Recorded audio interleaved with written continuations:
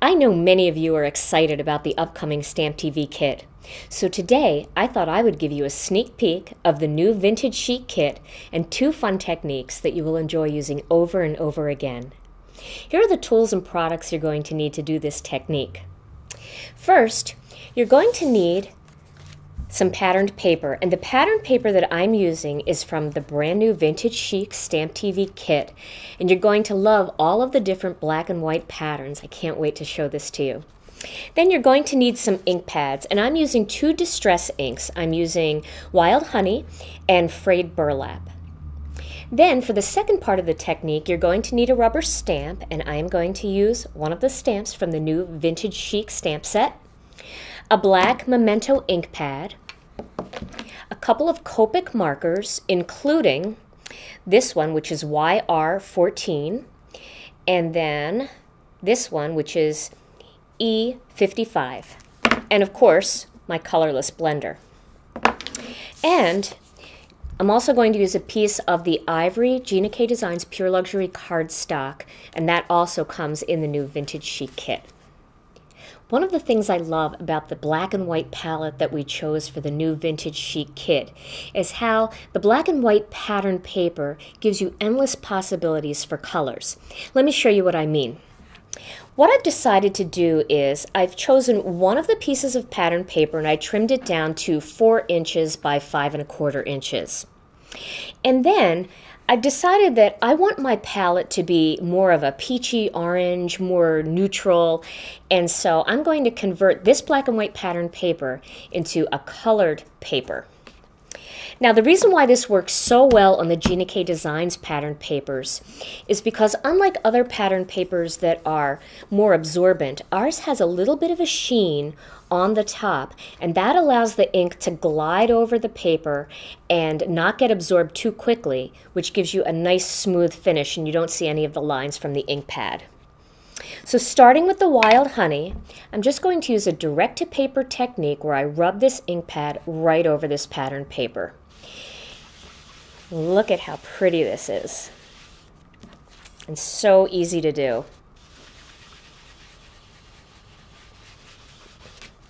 Now I could stop there and go with just that kind of muted look where you've got some of the white showing through and some of the orangey color showing through. But I decided I wanted to distress it just a little bit more for my card project, so I'm using the Frayed Burlap, and I'm going to add a little bit of that here and there just to distress it a bit.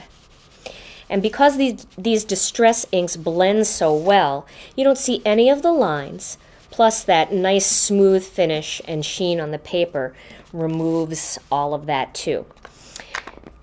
So now that'll just take a couple minutes to dry, and if you're really in a hurry, you can hit it with a heat tool, or you can just rub lightly over the surface of the pattern paper with a paper towel just to remove any excess. But that will dry thoroughly, and it can be used on a project. Now, the next technique I want to show you, isn't that so pretty? The next technique I want to show you is how to create a little bit of texture in the dress on the lady in this stamp. So what I'm going to do is I'm going to start by inking this stamp up with some Memento Tuxedo Black ink. And I always use Tuxedo Black Memento ink when I am working with Copic markers because the Memento inks don't require heat setting. So you can pretty much stamp and begin to color right away, and there's no smearing and there's no running of the ink. So now that I have stamped this image, and let me zoom in a little bit there for you so you can see more closely, I'm going to start with that YR14 marker, and I'm going to color in the top of her dress. Now, I really like this color with my pattern paper that I created there. I'll just lay that on top there so you can see that. But I think that it might just have a little bit too much orange in it, but it was the closest one that I could find. So yeah, I'll show you how I'm going to make that even closer to the pattern paper color. And then we'll do her skirt here.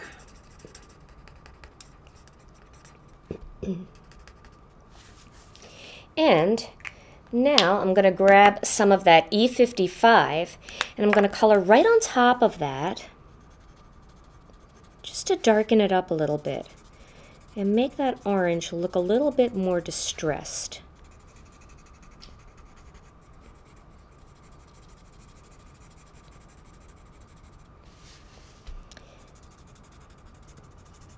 And I'm going to do the bottom here of her skirt. And then I'm going to add a little bit of this brown into this strip right here to give it a little contrast. Now my next step is to add a little bit of texture onto this dress. This dress just seems like it would be made out of a fabric that's got a lot of texture and kind of like nubbiness to it. So the way I'm going to create that is I'm going to use my colorless blender, and then very gently I'm just going to add some dots onto the dress where I've colored. And you should be able to see that starting to create texture. Just coloring little circular dots with colorless blender. Doing it down at the bottom here, and then I'm also going to work on this brown area. And if you give that just a minute, you'll notice that it continues to lighten up. See that? And that gives it more of a textile feel to it. It just doesn't look like a plain, smooth fabric.